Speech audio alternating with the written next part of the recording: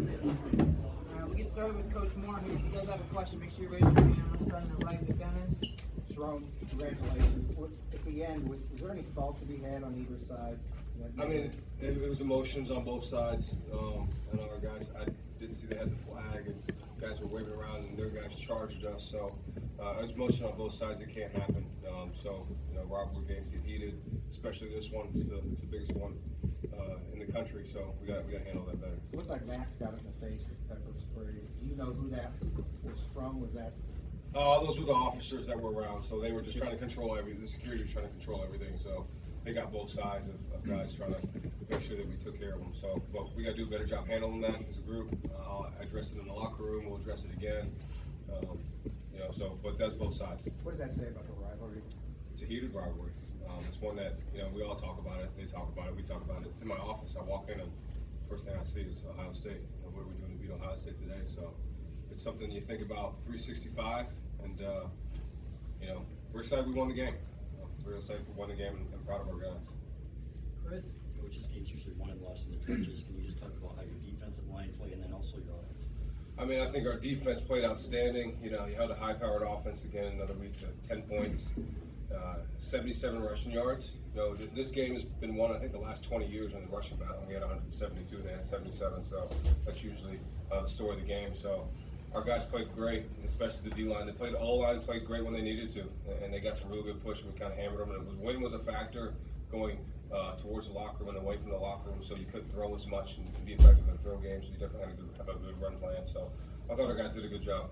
And then just Kalel's run, what'd you see on that? And just a good. I mean, it's like the USC run all over again. You got people tackling him in the backfield, and he's hard to bring down. He runs angry, runs physical. So proud of him. Career high, 32 carries, 116 yards. So, I mean, just all you can ask for. James? Sherrone, how important is maintaining emotional composure in this game? How do you guys preach that message? Yeah, I mean, you talk about playing with discipline and not emotion, and there's a couple times, and it happens in these rivalry games, especially this one every year. There's always some chip, some talk, some extra things going on, and you got to control that. So it's all about the emotions in the game. You can talk about it, you can do that in practice, but it's completely different when you get in the arena with your opponent. So you just got to completely, we got to do a better job of doing that, and so do that. And given what happened after the game, easier for you to speak about it when you're sitting in the winner's chair, but how important, or what do you think of the concept of losing gracefully? Yeah, I'm not. We didn't lose, so we won. We're about losing. Noah? Sherrone, obviously, you got the win as acting head coach last year, but first year as head coach of Michigan, beating Ohio State, what does that mean for you and just everything that you've done? It means everything, but it really is all about the players. Like I said in the post game, the Mason Grahams, the Kenneth Grants, the Josiahs, the Derricks, the TJ guys, the Miles Hittons, the Josh Previous, Crippens, Gio, Evan Link, those guys up front. We talked about it all week. It's going to start up front, and the trenches win the game. And it's not really about scheme. It's not really about technique. It's really about the will and the will to want to put your man in the backfield or put him across the line of scrimmage. And that's what we preached all week, and that's what those guys did. Please. The game was won by a field goal. Ohio State missed 2 throughout the game. Can you talk about your trust in Spada? He's the man. He's an absolute animal. Just great kicker, great dude. He's been a great addition to the team. I hope I can keep him for another year. He might go to the NFL, so we'll try to keep him. But he's really good. I mean, but we just have complete trust in him. It never phases him. In practice, we put him in the worst situations, and he just drills it. And he just looks at you like, yeah, that's what I'm supposed to do. So the guy's amazing. He's awesome. Great teammate. Great kid. Tommy? Sherrone, congratulations. We know that you guys this week you talked about how you always believe, despite what had happened this year. I wonder, was there a moment today where you could feel that Ohio State kind of believed, like, oh, we're not just going to run over them and the fans, and there was a shift. They had a lot of momentum early. We just kind of went about our process of what we thought, and when we got it up in the fourth quarter, and I told everybody to listen to the sounds. There was nothing, so we knew at 10-10 we had them, and that was the goal. We wanted to just keep on the ropes, keep fighting, and our guys did that. But it wasn't really about what anybody else thought. We didn't talk about belief. We just talked about trust in each other, trusting yourself, trusting what you can do, and go win the game. And then at the half, that touchdown right before the half really could have taken the momentum from you guys. How did you not let it? Play the next play. Fido, you know, they've got really good players too. So we always talk about Fido, forget it and drive on. You know, big plays, the plays are going to happen. They're a good team, so that's what we did. Back right over here, Aaron. What was the week like in practice? Was it any different than normal? I mean, this week is always pretty intense. Every week's intense, but I think there's just a level of focus, a level of detail, of concentration that everybody knows what's at stake for this week. And those signs of what are you doing to beat Ohio State today get even bigger in your mind, thought process. So the process of what we did wasn't the same. Wasn't different. It was the same as we usually are. Reiner. What's the psychological edge you guys have gotten over the last 3 years, you think manifest itself going into this game? I mean, you guys know you can beat this team, so like they didn't. And how much do you feel like that kind of contributed? I don't know. I can't tell you what they think. I just know that our guys knew what we could do, and wasn't really worried about what they thought. And then what do you think this does for the program, and how does it change the complexion of the season and how it looks and everything? Well, for us, like I said before, we don't really care what other people think. It's about what our players in the building think and what everybody around us think. And you know, we're just happy we beat Ohio State. That was the most important thing today, and that's what we're riding with. Back here with the hat on. Sherrone, you talk about preparing for this game all year long, and then even the week of, you guys don't really change anything up. But are you instilling in your guys, hey, if we win, we win, we lose, it really doesn't matter? Are you kind of taking that approach, or are you really drilling into their heads, do not lose this game today? Yeah, I don't think we ever say just do not lose. We just talk about how to win and what we need to do to win. Never put the losing factor in your mind. And our guys never had the losing thought in their mind. They walked in the meeting room on Monday and they were as excited as anything. It was just like we were 11-0, and because they knew the importance of the week and what it took. And you know, we worked 365 for this game, and that's how we're going to continue to approach it. We're never going to stop thinking about this game, regardless of who we're playing. That's no disrespect to the other opponent, but this game is the most important game of the year, and it always will be. Well, Joe. Sherrone, you touched upon it. You probably didn't pay attention to what people were saying, but Ohio State 3 touchdown favorite, and you guys had no chance theoretically. No chance. Theoretically, that's what people said. That's cool. Yeah. So, did you take note of that? And what did you see in your team that you knew that they felt they had a chance? I didn't even know what people talk about that. I have zero clue about any of that. Locked in the office in Sherrone Hall most of the time. I told Ward told me I can't sleep there anymore, so I don't sleep there.